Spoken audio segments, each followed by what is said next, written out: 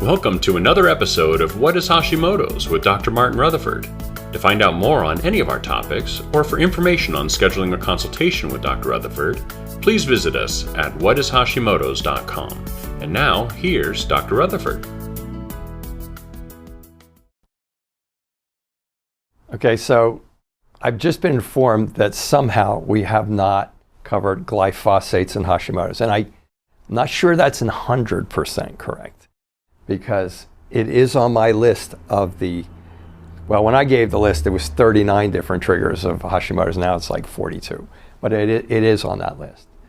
And so most of you know glyphosates as all the bad chemicals that are on our vegetables and our fruits that are being sprayed on there. Most of you would probably know it as Monsanto, and you would know it as other companies that make these chemicals. You would know it as Roundup. But all these chemicals, they're glyphosates, and they're bad. They're toxic, they're poisonous. There have been numerous studies that they are negative factors for human existence, for human physiology. So, but it is listed as a specific trigger for autoimmune thyroid disease. And when I say that, if you look at our presentation on the triggers for Hashimoto's, you'll find that there's at that point in time, there's like 39 of them. Every one of those triggers is on that list because they have been thoroughly researched, either in credible labs around the world, and even more so through what's called meta-analysis of research. So what that means is they studied the people who study these topics of how chemicals affect human physiology, and also of how they affect tissue specifically. The group that studied whether glyphosates affect Hashimoto's did mostly meta-analysis. And here's what that means.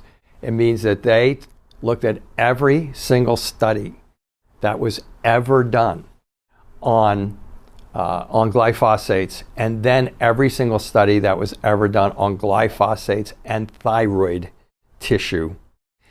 And that means that there was positive studies, that means that there were neutral studies, that means that there were studies that said no, there was no thing. And when they looked at the meta-analysis, they were reviewing millions of people, essentially, by the time they looked at all these research projects. And this research project was 30 people, and this one was 700, and this one was 4,000, and so on and so forth. It was quite a bit of research.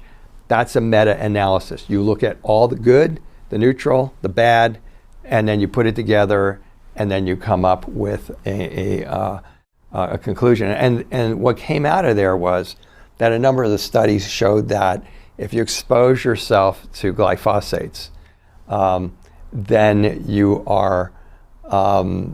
will raise, if you have an established, confirmed high antibody count for Hashimoto's, so your thyroid peroxidase enzyme antibody, let's say they're 300, that exposure to glyphosates will raise those antibodies upon exposure by up to 70%. And then you'll get that, and you could get a flare, and then they'll drop back down.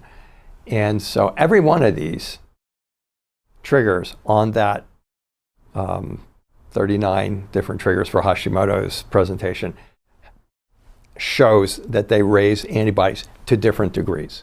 Some 25%, some 50%, some 75%. So the glyphosates are up there. This is where the big controversy over, do I eat organic, do I not eat organic? Yeah, it's probably better to eat organic. But if you're autoimmune and you can afford it, it's definitely better to eat organic, without a doubt.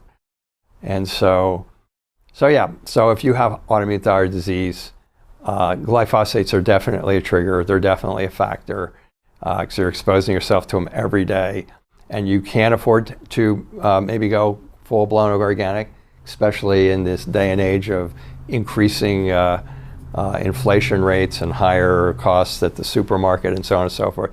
Then you want to expose yourself to some sort of a kind of gentle detox, maybe. Like there's a ton of things out there. One of the most common ones I'll just mention is like some sort of a milk thistle or something like that. I would take something like that every day. It's a little bit more than peeing on a forest fire, but as far as doing that, but if you do it on a regular basis, it'll dampen the chemical load. Glutationine's another good thing to take for that. Probably those two things together, something for your liver, something for like glutathione pathways. And I take them every day. I take the glutathione every day, like my life depended on it. I take another product that I won't mention because it's a product, but it has milk thistle in it and a bunch of other things. So that's glyphosates. Yes, they're definitely a trigger, and you should strive to either stay away from them, or if you can't stay away from them, you should strive to support your liver in trying to get rid of all of that stuff by using something that supports your liver to increase detoxing you of chemical sensitivities. Thank you for joining us for another episode of What is Hashimoto's? To find out more on any of our topics, or for information on scheduling a consultation with Dr. Rutherford, please visit us at whatishashimotos.com.